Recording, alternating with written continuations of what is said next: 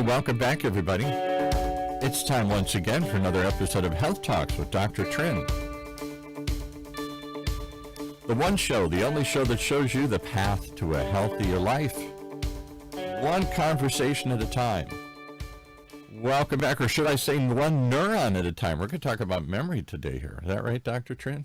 We are. You sound a little muffled, Paul. Do I? Okay. A little muffled, Craig? Yeah, sounds like he's clipping. Clipping, all right. Well, we'll see if that's any better there. How's that? A little better. I suppose. All right, I'll let you do most of the talking. Well, go ahead. Awesome. Yeah. Welcome. I'm excited to bring on a good friend, Professor Craig Stark at UC Irvine here, Department of Neurobiology. Is that right, Craig? Yep, neurobiology and behavior. Excellent, excellent. And so we met actually over dinner. I think it was right before the pandemic closed everything. Was it Segerstrom? At the New Year Festival. New Year Festival, yeah, that's right. And so, Paul, this is something interesting. I grew up as a gamer. Did you? I didn't know that. I think actually you talked about it a little bit, yeah. I grew up with originally, I think it was Doom and Duke Nukem, and remember all that, Craig? Oh, yeah. Is that 1990s? I'm trying to remember. And then I advanced on to other games, World Warcraft, and then I upgraded myself to StarCraft, and then World of Warcraft, and the later games would be League of Legends and Minecraft and all that. And as a matter of fact, when I was in high school and junior high, I would save up my lunch money and skip lunch because I would have, lunch was $1 back then, back especially junior high time. I would skip lunch because I had 4 quarters. That allowed me 4 games at the local arcade walking home. Wow. Yeah. And then when I met Craig, he was telling me that playing games could actually be beneficial for your brain and your memory and all that. And I was just kind of blown away because I've always told my son, you're playing too many games. Yeah, right. What did your parents think, or your mom think of you playing video games? Probably not much. Well, I played the arcade games walking home, so they didn't quite know that I didn't eat lunch. So now, I will note here, of course, that you're chastising your kid for doing exactly what you were doing as a kid. So, yeah. Just making sure that wasn't lost on the listener here. It wasn't lost. Yes, the hypocrisy of it all. Absolutely. And so this is amazing what Professor Craig is doing here at UC Irvine, and I wanted to bring him on to share about his projects. All right, so tell us what your projects are. What's your specialty and what are you doing at UCI? So I've been studying how memory works for the last several decades and how different brain structures are involved in memory, what they do, and then it started turning into how do they change with age and how can we tell aging from something like dementia, something like Alzheimer's disease. And you do research like this long enough and you're giving talks on it over and over again and your hair starts getting a little white in it and this kind of thing. Oh, sorry, my beard because I'm bald. You start wondering, is there anything I can do about this? Because so many of the things you start looking at, the answer is it just gets worse with age. So we started to try to think, is there anything that we can actually do? And I'm in a department of neurobiology. And so we try to think about a lot of mechanisms, and there are things out there that we know in animal models. So people studying mice and rats and this kind of thing, there are things that we know in them actually do wonders for these structures in the brain like the hippocampus and improve the memory and all this kind of thing. And the question was, could we apply any of what we've learned there actually to us? And the big idea was to use something called environmental enrichment. Basic idea is if you take animals, if you take mice or something like this, and you have them in a typical sort of laboratory environment, which means you've got maybe 2, 4 of them or whatever in a cage, and there you go, that's about it.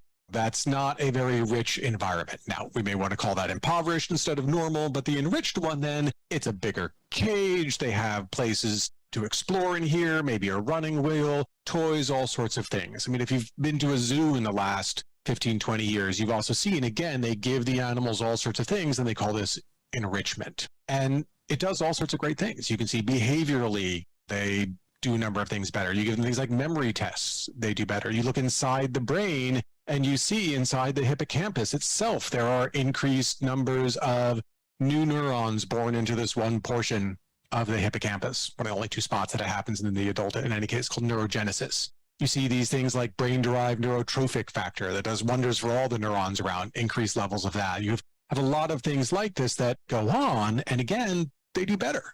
So we see this time and time and time again. Does that apply to us? So could we do an environmental enrichment in us? And if so, how could we actually do that? And that's then where this research on using games really came in. So before you go too deep into that, one of the things Dr. Trinh has talked about before is finding memory loss, cognitive decline early. Yeah. Get to it early. And I asked the hard question in a couple of these sessions, so what? So my brain's deteriorating. That's scary. I'm glad you told me, but there's nothing I can do to stop this, right. I've been told. And that's the idea that maybe there's something we can do. Now, whether it's going to stop it, whether it's going to slow it, whether it's going to cover it up for a little bit, at the end of the day, if you're doing better, you're doing better. And we've now been able to see in 5 published studies that we can actually make your memory better. Wow. Now, I think we chatted a little bit about the hippocampus, Craig, which is a part of the brain that helps with storing memory storage. And it is one of the parts of the brain where we see a shrinkage of in patients with Alzheimer's. Yep. Do you know if playing games affect the hippocampus in any way? Has that been looked at yet?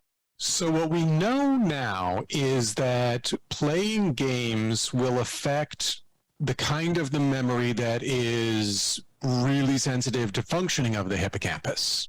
And it doesn't affect kinds of memory that aren't tied to the hippocampus. We still don't have the kind of the smoking gun to be able to point at and be able to say that, yeah, we can really see the change using MRI imaging or something like that inside there. I have a little bit of data that points in that direction, but it's been one of these things. I want to have a more solid story before I go and actually put some of that stuff out. There's some tantalizing data on it, but really at the end of the day, it comes down to, we know that we can make memory that requires the hippocampus better. That's the thing that changes. So in some ways, we have an indirect way of being able to say, yeah, the hippocampus is working better. Mm. And what does that mean in terms of results? Does my memory improve? Does my dementia diminish? So the quick view as to what the hippocampus does in your day-to-day life, if you even think about what is memory, what do you think memory is? I forgot. No, that's the obvious joke. Set you up there. Right. But, we think about, when people use the term memory, they try to think about things like, can I remember what I did yesterday? Can I remember the name of somebody that I met before, and this kind of thing? And so you're really trying to call back some event, episode. We call it episodic memory. And that's the kind of thing that the hippocampus is really involved in. So your ability to actually remember day-to-day events, facts and events, episodes in your life. There are a lot of other kinds of memory. So things like how to ride a bicycle, how to talk, how to walk, any of these things. You weren't born knowing how to do them. You had to actually learn them. So it really is memory. But if we put that aside for the moment here, that kind of thing that people think about as memory, that is what the hippocampus is doing. It holds on to stuff and it tries to hang on to it so that if you keep using it in life, it gets incorporated sort of elsewhere in a permanent kind of way, but it'll hold on to it for hours, days, weeks, months, even years, as your brain sort of really figures out, is this something that needs to be held on to permanently? And talk about the difference. I just want to get this kind of explanation out on the table here, because I don't really understand the difference between short-term memory and long-term memory. I mean, I guess I do. Short-term memory is something I did this morning and then I forget about it tomorrow, but my brain held on to it importantly for some period of time. What's the difference between the two, and when do you move from short-term to long-term? So, this is a really, really common question, and I'm kind of laughing over here because it's even one that researchers, depending upon the kind of research you do, you have wildly different definitions for this. So in sort of general lay use of the term, then you're talking about things like minutes, hours, maybe a day or whatever they sort of call short-term. And then longer term, you're talking about things like in that weeks, months, years. Now, researchers who work on humans, short-term memory is on the order of several seconds, maybe 30 seconds or whatever, and you're actively thinking about it, and long-term is anything after that. So you can have long-term memory involved inside of 30 seconds. But if you're talking about researchers who work in animal models, actually short-term memory is then on the order of minutes, and long-term is anything. The problem is that there are really dozens of different mechanisms going on here, and we're trying to stick a simple label of short versus long, and it really doesn't actually apply. Because the only reason I bring this up, and Dr. Trinh can talk about this, I'll shut up for a second, is I've seen in my own life when my mother developed dementia, she could remember things from years ago, but she couldn't remember what happened 5 minutes ago. Exactly. And so that kind of thing, that is the hippocampus. Because to remember 5 minutes ago, you have to have had your hippocampus hold on to this information, quickly adjust some strengths and everything inside of it to be able to hang on to that. And in dementia, hippocampus and its adjacent structures are ground zero. They get taken out. And so therefore, the problem is your mother isn't actually getting that information ever really into and stored in her hippocampus. I've worked with a number of amnesic patients. So if you've seen the movie, there was a movie, Memento, great demonstration of it, but also Dory in Finding Nemo is a really good amnesic patient. She can't remember what happened. If she gets distracted, she'll forget. So these amnesic patients could be telling you a story, and the end of the story would remind them of the beginning of the story, and they could even just loop and tell it again. And you see that sometimes in dementia and everything as well. And it's that kind of thing. And so anything that's in that sort of couple of minutes kind of time frame, you're not actively thinking about it, your hippocampus is involved until some good amount of time, months, years often, is actually gone by, and it's really in the rest of your other spots in the brain. Interesting. So if your hippocampus is not functioning well, that short-term memory doesn't solidify. Exactly. Yeah, to long-term memory. It sounds like, or gets stored somewhere else. How and where do you store memories? So the easy answer is that memory is stored in the strengths of the connections between neurons. So your brain has somewhere between 10 and 100 billion neurons, and they all make connections to a bunch of other neurons, maybe on average about 1,000, but huge range on that. And memory is stored as the strengths of the connections between them in a massive, massive, massive neural network here. And so when something new happens, you're tweaking the connections. And this tweaking is going on all the time. The hippocampus is involved in one kind of memory, but also really throughout the brain, this kind of tweaking is going on. As you're listening to my voice, in the auditory cortex here of your brain, it's slightly tweaking to be able to hear me a little bit better. If you've ever encountered somebody with an accent, initially you're like, yeah, this is kind of tough to understand and that kind of thing. But sometimes after even 5, 10, 15 minutes, okay, you've gotten better at it. You've picked up on a bunch here. Well, this is a lot that's going on in terms of tweaking actually the low-level processing. I see that with my experiences change the way you see and hear the world, literally. I see that with my 2-year-old grandson who isn't really talking yet. First, it's unintelligible, and then the more time I spend with him, I can sort of pick up what he's saying. I can start to understand what he's saying. Would you say that each memory would be like a specific pattern of connections? My memory of dinner last night is this pattern of connections over here with these set of brain cells, and my memory of breakfast this morning could be this pattern over here with these specific connections of these brain cells.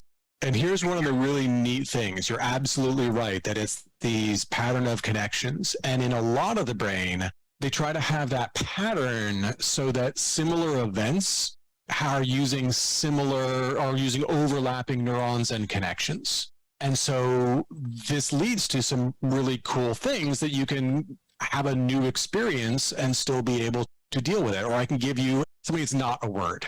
TELF. Try to pronounce that. TELF. TELF? Yeah. Everybody's going to come up with something like TELF. All right. You've never had this before, but your brain can generalize and take things that it knows. And you weren't saying like, well, wait a minute, I've seen a T before, and a T makes a T sound, and then here with us, it makes it. You can just go and read that. All right. So a lot of the brain works on this kind of thing. Similar stuff has similar representations. So you can generalize, and it's great. The hippocampus does the exact opposite. What it does is it says, okay, we're going to take these similar things and we're going to make sure that they are represented as differently as possible. We call this pattern separation. And it does this specifically so that you can learn things quickly. Because if you try to have something that is new, but if I told you right now, I'm sorry, that's not pronounced TELF, it's pronounced luxury yacht. Sorry to call back to an ancient Monty Python sketch for any of the listeners out there.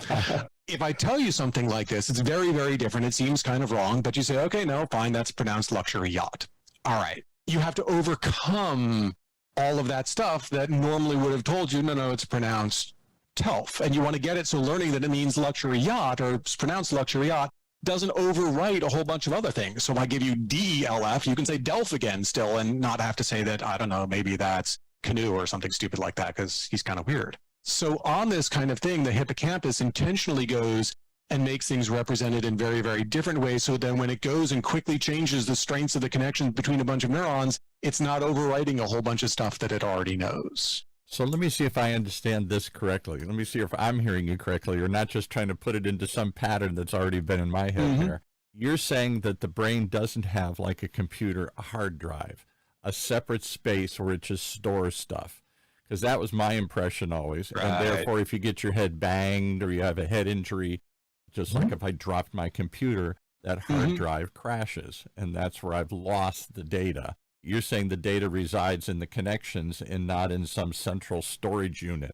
And in fact, you have multiple memory systems that are really designed and tuned for different jobs. You have one memory system or mechanism that lets you hold on. Somebody gives you a phone number and you need to repeat it to yourself as you're trying to actively hold on to it. This immediate kind of memory. You got one of those. You also have this thing that's out of that permanent store of facts and events. Yeah, but you also have this hippocampus that's kind of shortish midterm store of facts and events. You have systems that are getting it so you remember how to ride a bike, and they all operate by different rules and different kinds of properties. But you know what? Your computer does that too, because not only do you have your hard drive, or hopefully by now an SSD or something like that, but you got your RAM. Okay, and so that's a much faster sort of thing. But you also, and if you turn it off, it goes away. In some ways, that's kind of like a hippocampus here. But you also have inside your main CPU there are these caches that are really, really fast and that kind of deal, but a really small kind of setup. That's a lot like this immediate and working memory. And then, right, so we have a lot of different memory systems. It's not just one thing. And that's the why you can have something like someone with dementia who can still remember old stuff, can't remember what happened a day ago, but can remember old stuff. But also you can actually teach them new skills, teach them how to swing a golf club or something like that. They may never not remember that you've been trying to teach them that for the last year, but they can actually still be learning these things at a normal rate. So I'll give you another interesting example that you can dissect here. So prior to my mother developing Parkinson's and developing dementia, she was one of the only people I've ever heard of struck by lightning and lived. And her brain and her personality was immediately and forever changed by that experience. And nobody could ever really explain how or why, except that her brain had been hit with this high voltage energy and somehow had scrambled something in her mind. Yeah, and exactly what that does, well, it's kind of a tough thing for us to study. You know, you don't get people to sign up for those experiments too often. No, they said everybody dies when they get hit by lightning, so she was one of the few to live, Exactly, and also it's like, where was she actually struck? And maybe if she was struck directly in the head, that would be different than if somebody were hit in the arm or something like this. And so she was actually holding a phone in an ungrounded building. And it hit the building, came through the phone, and she had the phone and literally knocked her across the room. She was with some other people, and they thought somebody had been shot or something. It sounded like that kind of gun going off. And the phone was melted, and she lived. Wow. Yeah, I mean, I remember as a kid, those things like, oh, it's a thunderstorm, don't be on the phone. Yeah. And that's why. That's exactly what happened. All right, so one of the things they taught her to do, she went to all sorts of, this is back in Michigan, the University of Michigan, and this is back in the 80s or something, the best minds that my dad could find. One of the things they had her do was what they called multi-modality learning. If she wanted to learn something, she had to say it, she had to read it. She had to read it first and then say it out loud. And the more ways she could do it, if she could read it and then speak it immediately and then do something else with it, the more things she used to get this into her brain, the more likely it would stick. Was she making multiple pathways? Is that what you're doing when you do that? Yeah, and that helps in a bunch of ways. And for any listeners out there, you don't have to be struck by lightning for this to be an appropriate kind of deal.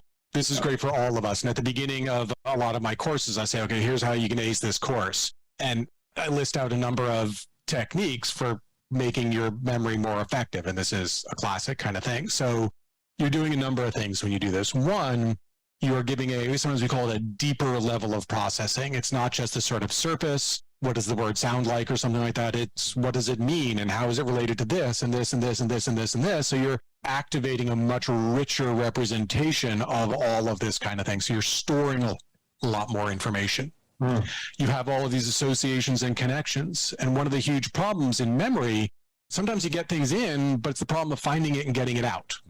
We've all had that feeling. In fact, the scientific term for this is the tip of the tongue phenomenon. And seriously, in papers, it's called TOT, tip of tongue. Okay. But I know who sung this, who the heck was it, and Susie and the Banshees. There you go. Finally came in. Again, dating myself here. Wow. Yeah, you really but the thing then with this memory retrieval is usually, or if not always, driven by giving yourself a little piece of it and then seeing, can you sort of fill in the rest? Given this, can I fill in the rest? Can I complete the rest of the information? The more little bits that you had there, the more sort of roots you actually have into the memory. And so if you have thought about what it sounds like, what it means, et cetera, you have all of these different sort of aspects to let you get into part of that. Or as you're fishing around in your memory, maybe another little piece comes back, you get to reprobe your memory with now that in addition to what you started with, and we get that. So it's a deeper level of encoding with the richer processing. You're associating it to things that you already know. That's another great way to have it. You're probably thinking about it longer. So that's repetition and this kind of, all of these things make your memory better. And so it's a great technique for anybody trying to learn anything. That's great. Tell us about your research that was published last year. I saw something about Minecraft and that sort in different games. So this all started a number of years ago with that idea of environmental enrichment.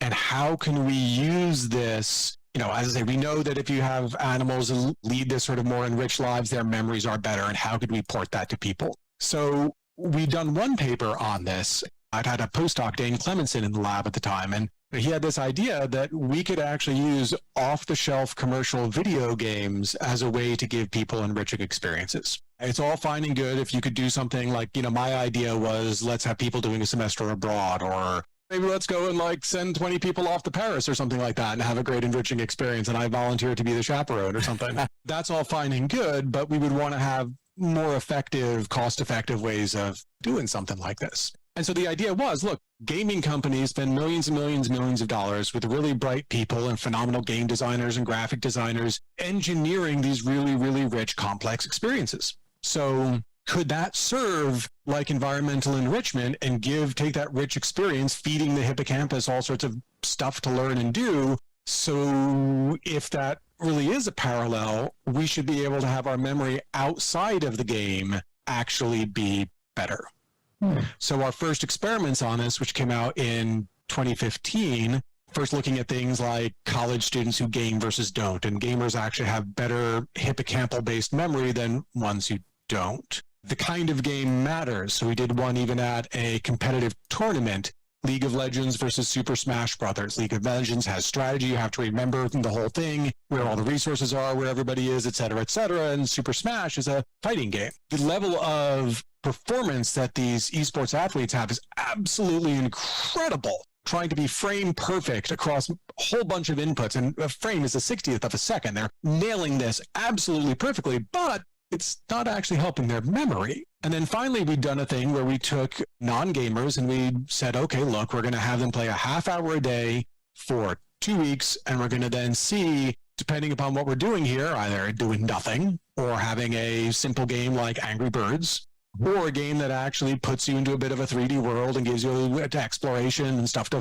do and that kind of thing. We did Super Mario 3D World. We found that actually, if you look before and after, if you're playing something like Angry Birds, it has absolutely no effect. But if you play something like Super Mario 3D World, it actually improves your memory.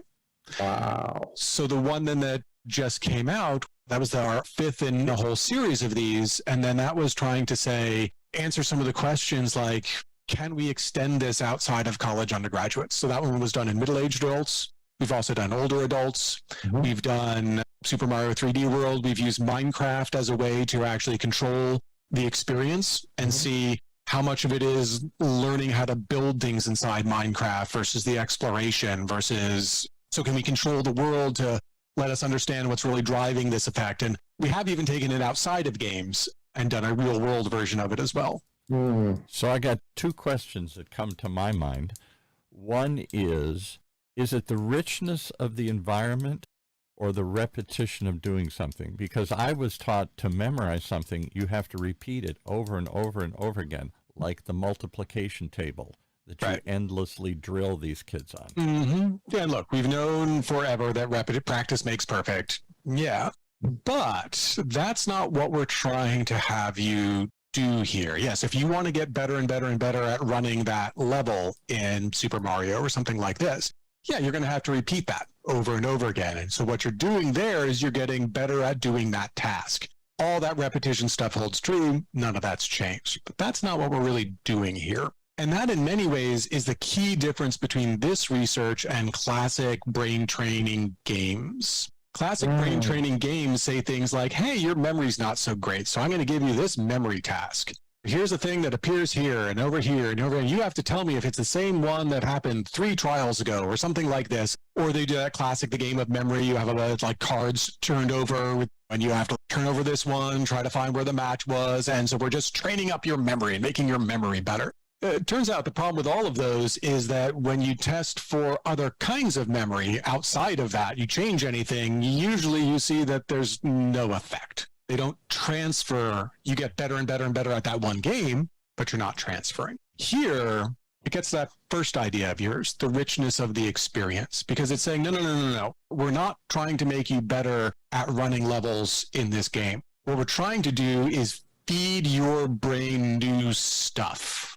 A famous scientist in our field, Richard Morris, said that what the hippocampus does is the automatic encoding of attended experience. So we're giving you a lot of experiences and the hippocampus just doing what it's always trying to do and stick it in. And we're giving you different experiences with a lot of cool information and rich information in it. So for example, in one of the Minecraft ones, we had a blank world, a box with sort of infinite supplies. And we could say, go build whatever you feel like. Maybe start with a house.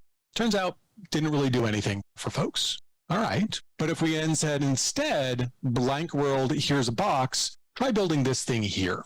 All right. We can even give you some instructions to do it. And then after you've done that, here's a tougher one. Try doing this. How about this? How about this? How about this? And each time it's pushing you to do more and more complex stuff. Oh, now it actually improves your memory. And the memory test is totally outside of Minecraft or Super Mario or anything. It has nothing to do with plumbers or anything like this, or really blocky looking humans and everything. It's completely outside of that. Your memory gets better. But likewise, if we just said, hey, here's a normal Minecraft world, go explore and try to get back to your starting point at the end of each day.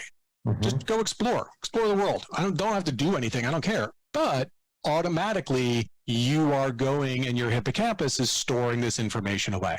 And why does complexity improve the process or richness? More inputs, more data, more tasks, more stuff.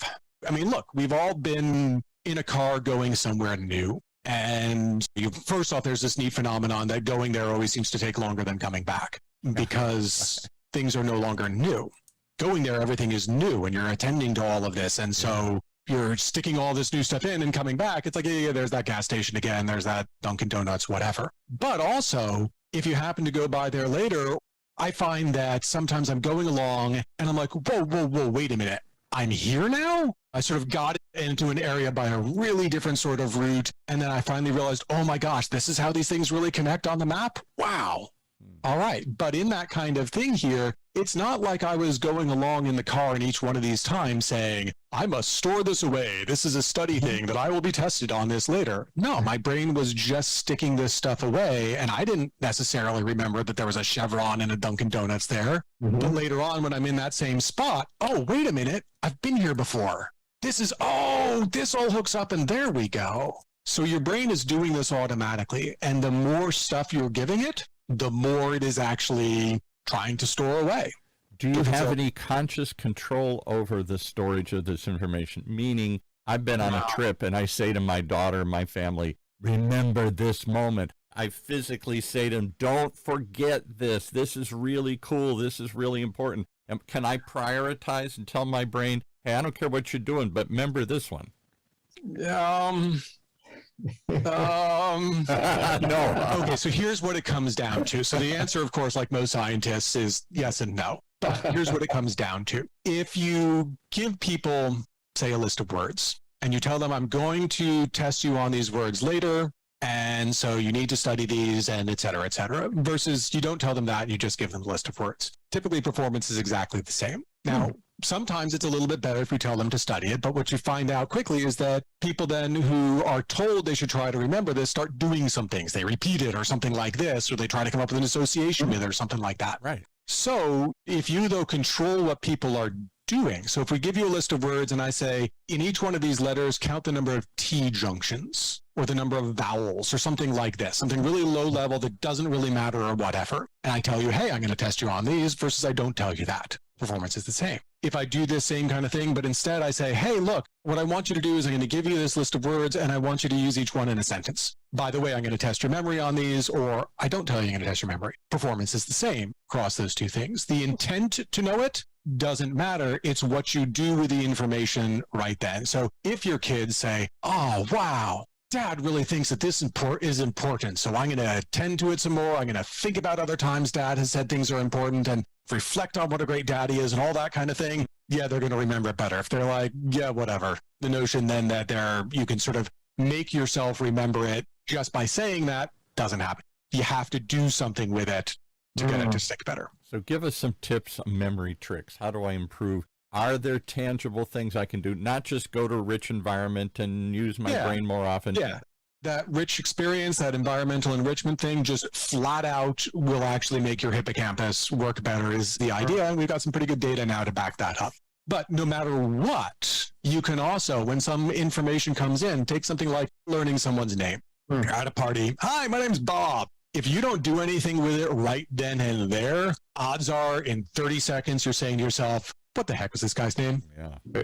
And then you're sitting there for like the next hour or whatever, and a guy's still there, and you're like, wow, I sure hope he introduces himself to somebody else because I have no idea who this is. The problem there is Bob had been in this immediate, or sure, let's call it immediate kind of memory, which has a really, really limited capacity, gets overridden all the time, and if you didn't do anything to try to get us, your hippocampus would hold on to it, you're hosed. But we've already hit a number of these things. First off, repetition. Bob, his name is Bob, his name is Bob, his name is Bob. Okay, now then, let me just try actually using it myself here. Different sort of modality and all that kind of thing, generating it. And so, hey, so Bob, what kind of line of work are you in or something like that, Bob? Was it a really good line of work, Bob? And okay, so now then not only are we repeating it, we are spacing it out. And you can also then do some things like we've talked about coming up with associations, that the whole thing like come up with a mental image. I can imagine him sitting on a surfboard, bobbing up and down in the waves, I don't know, singing Bob, Bob, Bob, Bob, Bob, Moran or something like that. All right, so now I have all of this kind of richness tied to it.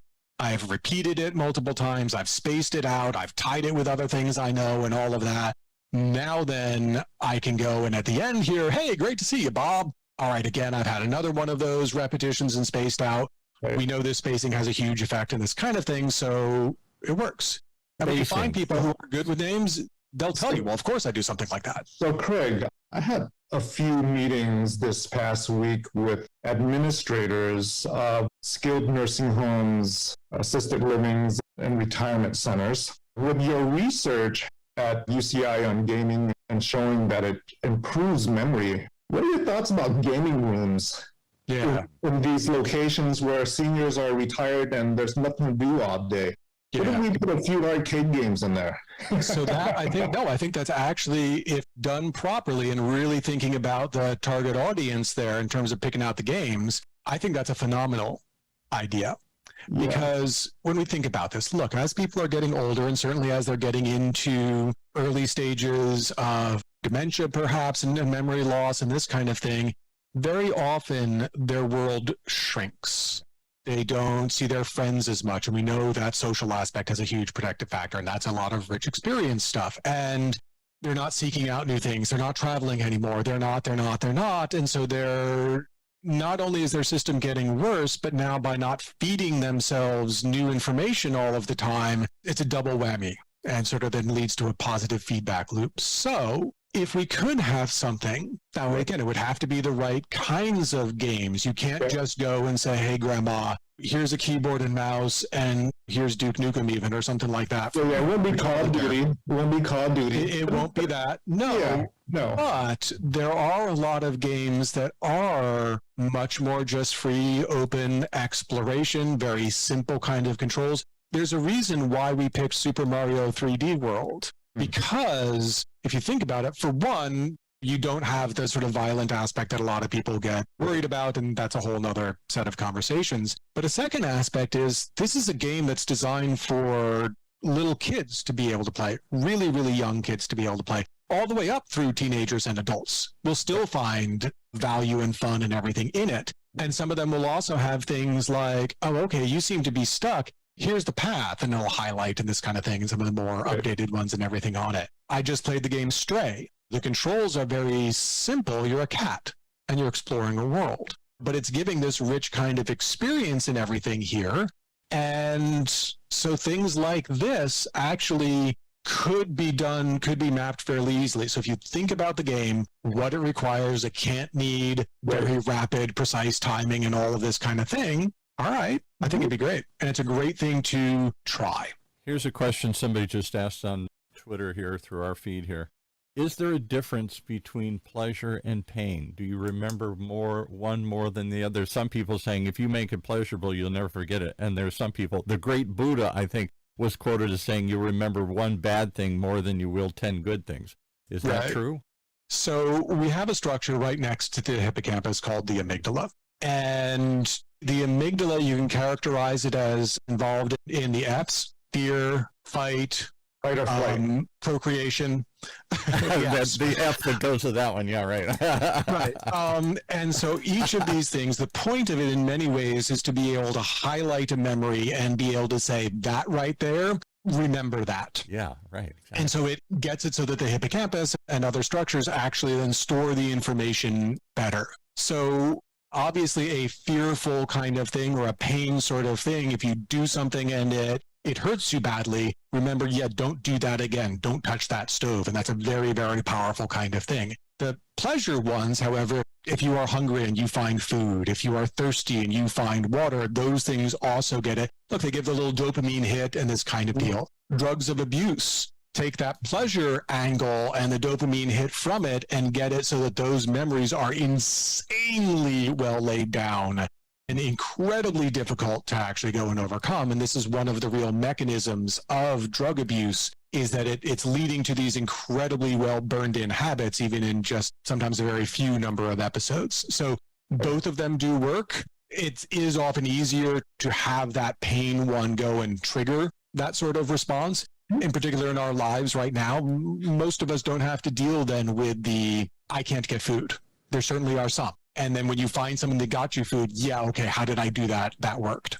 So pleasure, pain will amplify an experience through the amygdala and make it prioritized. Exactly. Amygdala, isn't the amygdala kind of like the security guard, like your security guard to protect your mind and your body against potential harmful experiences? It's kind of like the fight or flight. It's got that fight and flight, but it also's got that procreation. If you stick somebody inside of a MRI scanner and you show happy faces and angry faces and this kind of thing, you can get the amygdala to line up. You have a pain response or whatever kind of thing, and sorrow. You show people like sad movies. You show people pornography, that amygdala lights up like crazy. Not my studies, but yeah. Now I know where you're getting all the money. Who was doing this research or whatever, sort of on the spot next door, and it's like, you sure you're doing work here, pal? Because my experiment. Looking at porn all day long. No, this is for a good cause. Yeah, right. Exactly. So, all right, that's interesting. So could you, through gamification, amplify the pleasure or pain aspect? Could it be frightening? You can give, right, in these games, they are getting your emotions going. And so that's certainly then leading to remembering those portions and everything better. The founder of my department, one of the first faculty at UCI at its opening kind of thing, Jim McGaw, this is exactly what he studied for many, many decades. All right, next question that goes with that. Explain to me the connection between senses and memory, because I'm told often, Dr. Trin's talked about it, a patient that has lost Alzheimer's, vision, it's that lack of stimulation, right? Or lack of that connection when you lose a sensory pathway like hearing. Does that impact if I go deaf? Does that make my memory go down? If I'm blind, does that make it harder for me to remember things? Not necessarily, no, because you can be sort of attending then to those domains that you actually do have. And so then there's some of the classic stuff, and it's debated a little bit in terms of exactly how much this is true in terms of, does a blind person have better hearing? Right. And this kind of thing. At the very least, they're certainly attending to information coming in from those domains that they still do have a lot more. And so very often making sort of distinctions and having more rich information that's getting encoded and everything from that. So no, it's not, certainly your ability to remember shades of blue, if you have been blind from birth, that's a pretty obvious one that's going to be a little bit of a challenge for you. But in and of itself, just sort of losing a domain won't necessarily make your raw memory and everything any worse. But it would seem if you are having a progressive disease that's going on here, and that's then what's leading to these, if you're having strokes, if you're having a number of things that are leading to all sorts of damage throughout the brain, well, you've got damage that's going on throughout the brain, and that's going to be having a lot of effects. Because Dr. Trin talked about it in an earlier episode, and I thought this had some, anecdotally in my life, as my father lost his hearing, he talked less, he listened less, and he seemed to shut down more. And I can't prove that that was tied to his cognitive decline, but it certainly went hand in hand with it. It absolutely, but a lot of the things we need to pick apart here as researchers was it the hearing that was leading to that?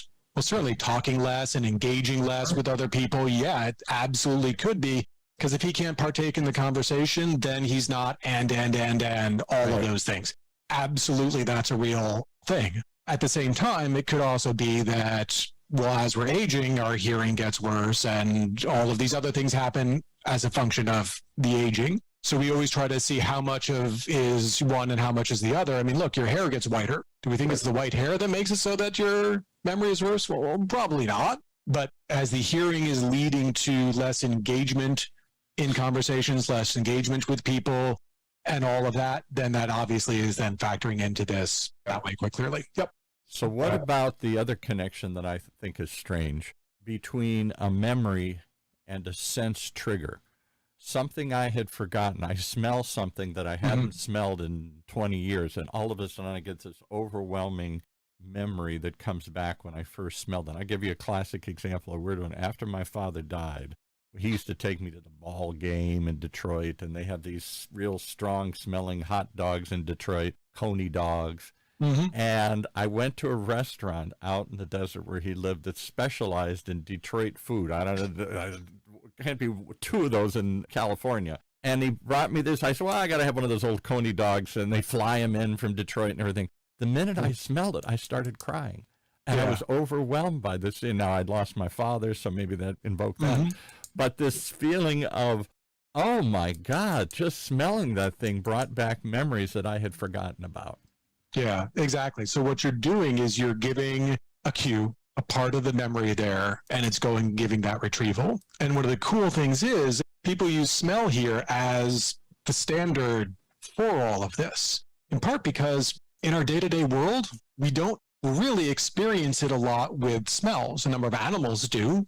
Mm-hmm. We don't. And so that kind of, so visually, like, look, we've seen tons and tons and tons of faces every day. And so there isn't that really unique standout kind of thing. If you only ever saw one face a day or one face every couple of weeks or something like this, then all of a sudden, maybe that actually would be such a powerful kind of cue. But with smells, they're the day-to-day kinds of things, and there really isn't very much. We're not so driven by it, but there are certainly very distinct, unique kinds of things. And for you here, that smell is tied to a particular place and time. Go into the ballpark there, and that's what it's tied to, period. You haven't had those hot dogs come up all throughout the rest of your life. Because if, for example, if you did, if basically it smelled the same as like any cookout hot dog or whatever kind of thing, and it wouldn't have had then that same kind of trigger, because that smell is now tagged to thousands of different kinds of memories or whatever. Right. But right now, that smell tied to the one thing, and that's it. And the same thing with music. Dr. Trin's talked about to where the people are music therapists, where they get people who can't communicate, have lost all memory, and yet they can sing a song suddenly that they sang as a child. Yeah. So, I mean, I just got back into listening to a group that I listened to a bunch in high school. And when I would first start putting it on, I went straight back and I remembered the guy. It wasn't even, it was just sort of like acquaintance, a classmate kind of thing, but he was massively into this band. The band is Yes. And he would go and he's like, Christopher Squire, and he'd like air guitar and all this kind of thing. And then I went straight back to that, just listening to it. Because, and again, I hadn't heard the music and everything in a good long time, and certainly a little bit since then, but it was so tied to that moment and place. But there is another aspect in all of this that we have to not lose sight of. If you notice, each one of these things is bringing back a childhood kind of memory. Yeah. Yep. It's not an infantile childhood sort of memory. That stuff really is lost. But it's really often in a formative year kind of thing. Call it 8 to 18 or somewhere in here. A lot of this stuff is. You're learning so much new about the world and who you are. Your brain is finally going through like the whole maturation, really settling down into the brain that you're going to have largely as an adult and everything here. And there's so much of defining who you are at that time. Your parents' things you're doing, your friends' things you're doing, all that kind of thing. And so, yeah, so many of the things, our mannerisms, our slang, our musical taste, all sorts of things really get laid down a lot then. And it's really rare that you'll have somebody end up being, it's like, oh, wait a minute, no, this was then bringing back something from when I was 40. There are some things like this, like, oh, that was my wife's perfume or something like this. And, she died years ago. There certainly are some on that, but a lot of them are also tied to a time and place in which you are really defining a lot and everything of who you are. So and that's when our personalities are being developed, our fears, our pleasure experiences, and who we are as an adult is typically the consequences of childhood experiences. Exactly. Which is why it's so hard in therapy to go expunge these, to learn that that's the way something happened to me, and forever I'm scarred by that experience. I think that's going to happen over and over again. Just could happen when I was 8. My father left me at the store, and now I'm forever fearing of being lost or something here. Yeah, but that's the whole basis of it. But the whole point in therapy there is to bring those back up and now learn a new association with them. So all of cognitive behavioral therapy, talk therapy, meditation from the Buddha. I read this great book a number of years ago by this guy, Mingyur Yonggi Rinpoche. It's called like The Joy of Living.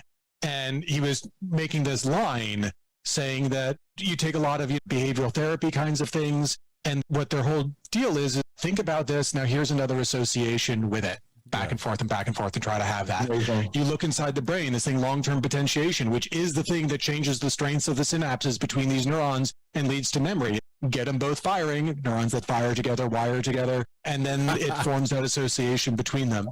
But meditation, and even what the Buddha was saying with the whole of the monkey mind and this kind of thing, is like, look, this whole deal is we need to get it so that you experience this kind of thing, you have it, but now you're learning to sort of let it go, have a different sort of reaction and everything. It's conditioning. It's Pavlov and his dog. All of this is actually wonderfully related. The neurobiology is there. We've known about, the Buddha nicely sort of articulated a whole bunch of it here. It's used as a cornerstone of so much therapy and everything now. And because it's true, and that's how our brain works. So the takeaway from today's show as we wrap up is The neurons that fire together, wire together. That should be on a t-shirt. Fire together and wire together here. If you associate things, and you can create new associations, and therefore... And that is really it. Look, learning and memory can get you into a lot of problems. I mentioned drug addiction because, hey, look, you sort of highlight with dopamine this memory, and it gets you into that problem. Post-traumatic stress disorder is sort of the poster child for this. You have some bad event and it's stuck and you keep reliving it. Obsessive compulsive disorder are these habits that are ingrained so hard you can't not do them. Rumination and depression and all of these things, learning and memory has sort of gotten you into these problems. But at the same time, learning and memory can help wire you out of those problems as well. You are never too old. Your brain is changeable, plastic, malleable. You can rewire it at any stage in life. And so these kinds of things are out there, and learning and memory is the way to rewire your brain. Fascinating. Thank you so much, guys. I'm hopping off to my 9 a.m. We got to bring you back here, Craig. There's so much more to talk about. So much more. And Sure thing. you coming on today. So much more to talk about, guys. Absolutely. Thanks for having me. Okay. Thank you. Awesome.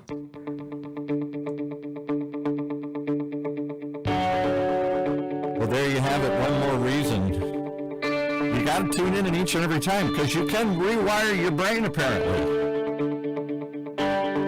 Stuff you only hear right on Health Talks here at UCI's Health Talks with Dr. Trinh. Streaming live from our studios here at the University of California, Irvine's Beal Applied Innovation Center.